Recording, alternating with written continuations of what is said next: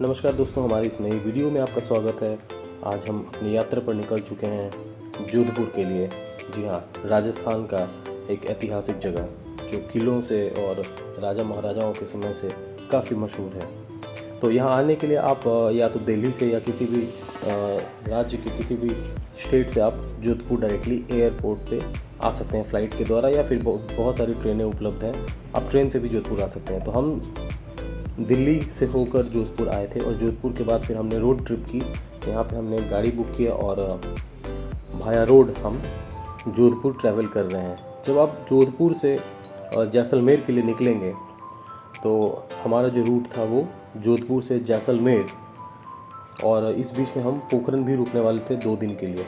Pokhran basically आपने सुना होगा, फिल्मों में देखा होगा कि जो पहला परमाणु परीक्षण जो भारत में किया गया था वो पोखरन में ही किया गया था। तो जब आप इस जगह पे आएंगे तो आपको एक अलग ही टाइप की फीलिंग आएगी। आप देख सकते हैं कि जैसे जो हम लोग जा रहे थे तो पोखरन, जोधपुर से पोखरन जो लगभग 170-72 किलोमीटर है, आपको 3 घंटे लगभग लगेंगे इस रास्ते में। ट्रैफिक बिल्कुल नहीं है, आप चाहें तो खुद से भी ड्राइव कर सकते हैं, कार रेंट पे अवेलेबल है। आप उसके लिए आपको जोधपुर में पहले से कार की बुकिंग करनी होगी, या फिर आप किसी कैब या ट्रैवल एजेंसी के थ्रू कैब ले सकते हैं। ट्रैफिक अवेलेबल नहीं है इस पर, काफ़ी कम है, और जो रास्ता है, जो रूट है वो काफ़ी अच्छा है। आप जब तो हम पोखरन आ चुके हैं और आज शाम हम पोखरन में लोकल में घूमने के लिए निकले। तो वहाँ पे हमें मालूम चला कि वहाँ पे बाबा रामदेव के जो पूर्वज थे, उनके पिताजी थे, उनके द्वारा बनवाया गया हुआ एक महल है जो कि बिल्कुल पोखरन शहर के बीचों बीच स्थित है। और यहाँ पे जाने के बाद पता चला कि 50 रुपये का एंट्री टिकट है। 50 रुपये की एंट्री टिकट के बाद आप चाहे शाम तक, लेट इवनिंग तक आप घूम सकते हैं, जो कि रात 9 बजे तक खुली रहती है।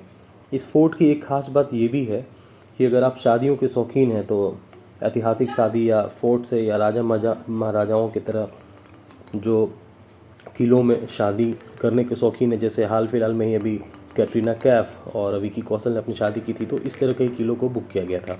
तो यहाँ पे वो भी फैसिलिटी अवेलेबल है और दूर दूर से लोग यहाँ पे आते हैं घूमने के लिए। शाम में अपना क्वालिटी टाइम स्पेंड कर सकते हैं यहाँ पे आप। और ये फोर्ट काफ़ी बड़ा है।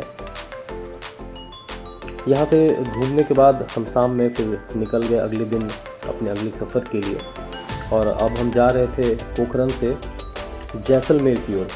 तो जैसा आप देख सकते हैं कि पहले भी मैंने अपने बताया था इस वीडियो की स्टार्टिंग में कि जो रास्ता यहाँ पे है और ट्रैफिक जो है वो काफ़ी कम होता है, और इतना कम होता है कि आपको 2, 4, 5, 10 किलोमीटर पर तो कुछ लोग गाड़ियाँ दिखेंगे भी नहीं। अभी हम जो गुजर रहे हैं ये पोखरन से हम जा रहे हैं एक भदौरिया टेम्पल वहाँ पे है, और रास्ते में जो उस जैसलमेर ज़िले के, या आप कहें कि पोखरन से नज़दीक जो गांव आते हैं वो आप देखिए, वीडियो में मैं दिखा रहा हूँ कि कैसे गांव होते हैं वहाँ के। काफ़ी कम आबादी है इस शहर में या इस गांव में, दूर दूर पर घरें बनी हुई हैं, और वहाँ के जो भी मकान हैं आपको जो दिखेंगे उसमें ईंटों का इस्तेमाल बिल्कुल नहीं होता है। ये यहाँ के राज्य के राजस्थान में जो सोने का पत्थर कहा जाता है, गोल्डन स्टोन, जिसके लिए ये राजस्थान फेमस है, उसी की बनी होती है सभी घरें। ये जो दृश्य है ये भदौरिया टेम्पल की है, जहाँ पे एशिया का सबसे बड़ा लाइब्रेरी भी उपलब्ध है। और उसके बाद फिर हम शाम में आ चुके हैं जैसलमेर में एक रिसोर्ट पे, जो बेसिकली रॉयल डिज़र्ट रिसोर्ट है, और यहाँ पे तरह तरह की एडवेंचर एक्टिविटीज़ करवाई जाती हैं। उसके लिए आपको पहले से बुकिंग करनी होती है। तो इस रिसोर्ट को आप बुक करके शाम में आप नाइट स्टे भी कर सकते हैं। तो हम चले गए अपने डिज़र्ट सफारी के लिए, और हमने डिज़र्ट सफारी का काफ़ी आनंद लिया। शाम का समय था, मौसम काफ़ी अच्छा था, और हम अपने फ्रेंड्स और दोस्तों के साथ जब वहाँ पर घूमने निकले तो हमने डिज़र्ट सफारी का आनंद लिया। आप भी जा सकते हैं।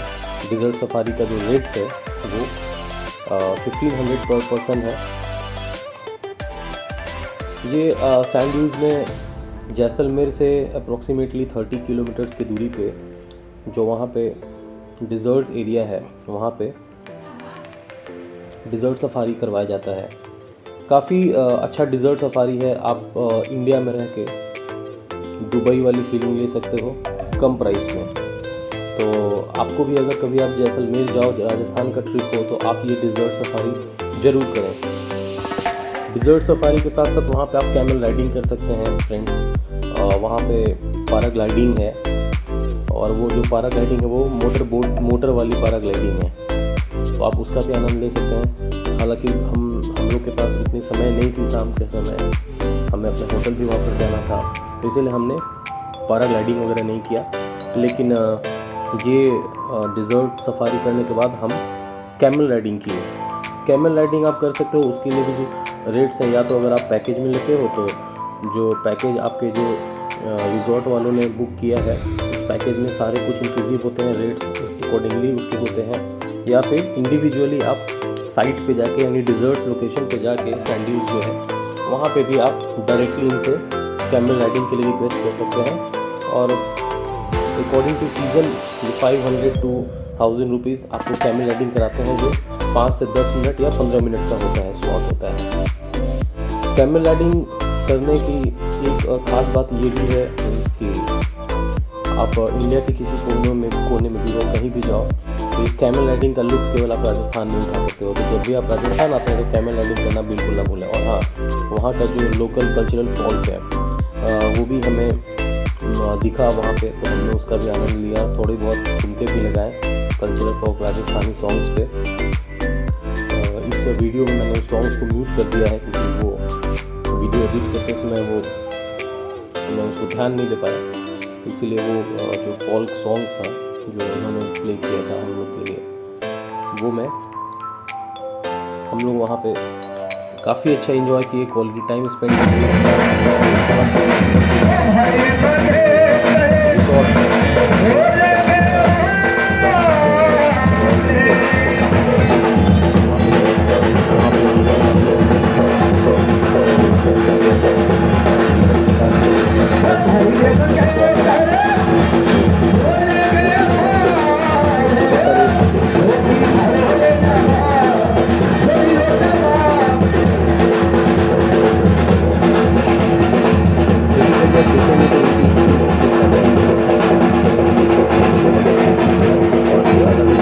परफॉर्म करते हैं। जब आप राजस्थान गए हो तो इन कल्चरल सॉन्ग्स और यहाँ के जो इनका जो कल्चरल फॉल्क है, आप उसका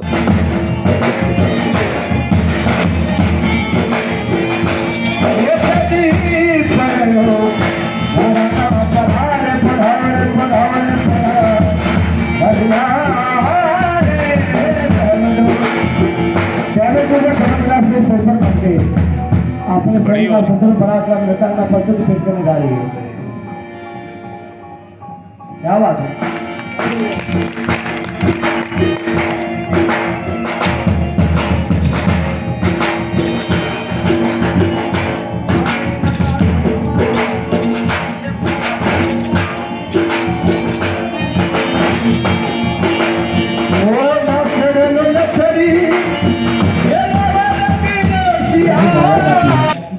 क्योंकि उनको भजन महसूस ना है, इसीलिए ये पढ़ाई गीत के भवई लोक नृत्य है पेश करने जा रहे हैं।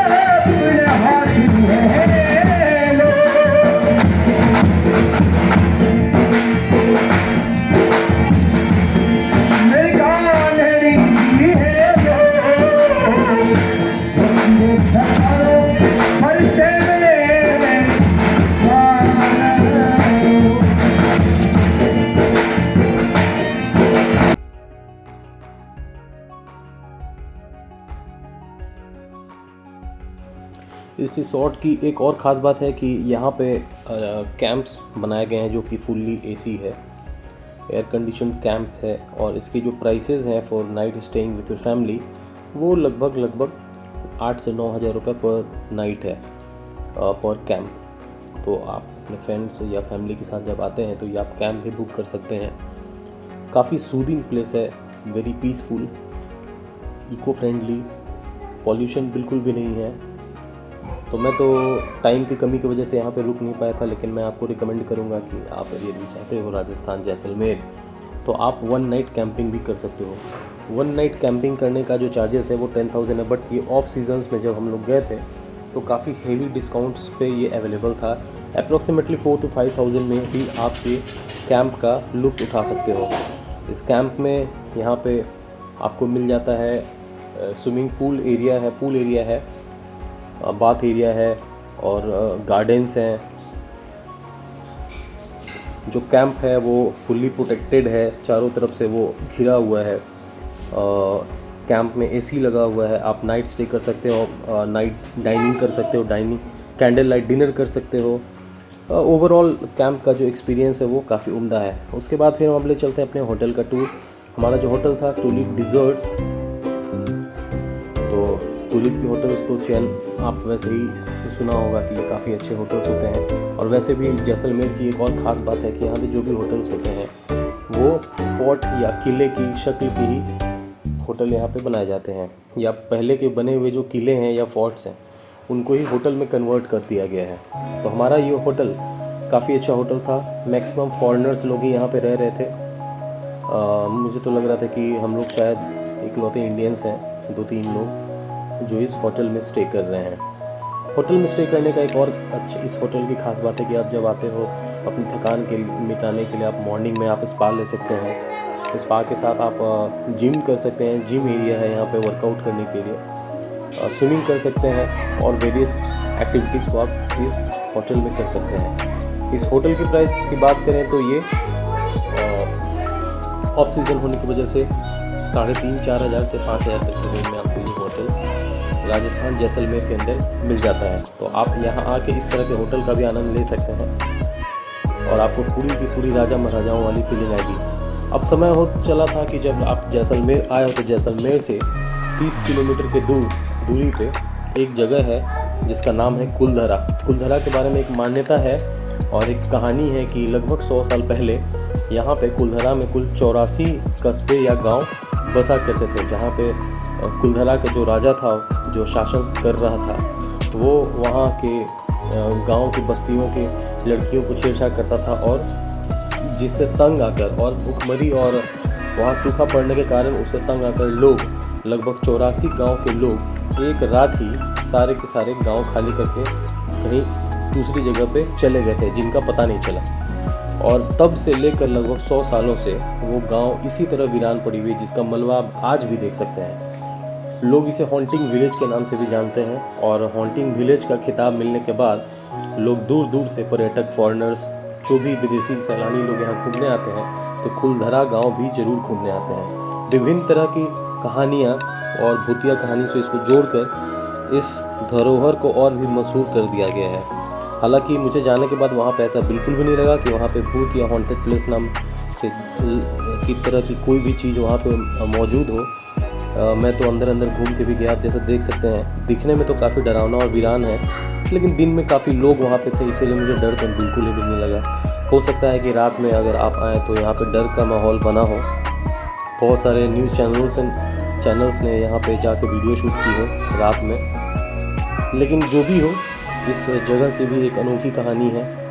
डर तो खैर लगता ही है कि 84 गांव के लोग, इस बस्ती के लोग, सारे के सारे लोग एक ही रात में जब छोड़ के चले गए तो जाहिर सी बात है कि ये जगह हॉन्टेड तो हो ही सकती है। उसके बाद फिर हम अपना लंच करके और जो नेक्स्ट डेस्टिनेशन था हमारा वो जैसलमेर से लोंजेवाला था। जी हाँ, लोंजेवाला वही डेस्टिनेशन, वही जगह है जहाँ पे इंडिया पाकिस्तान के बीच में जो युद्ध हुआ था 1971 में दिसंबर के महीने में। तो जब आप उसके पहले हमने कनौटा माँ के दर्शन किए, कनौटा मंदिर जहाँ पे पाकिस्तान द्वारा फेंके गए बम्स का, वहाँ पे वो मंदिर में गिरने के बाद वो बम नहीं फटा था। वो बम को आज भी वहाँ पे रखा गया है तो आप करौटा मंदिर को दे सकते हैं, जिसके बगल में बॉर्डर एरिया भी है, लेकिन उसके लिए आपको 4:30 बजे तक पहुंचकर पास ही शूट करवाना होता है। लौंजीवाला पहुंचने के बाद हमने देखा कि वहाँ पे एक काफ़ी सारे टैंकर्स रखे हुए थे। वो इंडिया का सबसे लास्ट कैफ़े एरिया भी है। लौंजीवाला के बारे में तो स्टोरियाँ और कहानियाँ आपने बहुत सुनी होंगी। बॉर्डर मूवी में भी इसके बारे में बताया गया है कि जब पाकिस्तानी टैंकर्स ने भारतीय सेना के टुकड़ी पर हमला किया था, जहाँ पे लगभग 50-60 से 120 लोग की संख्या में ही जवान मौजूद थे, और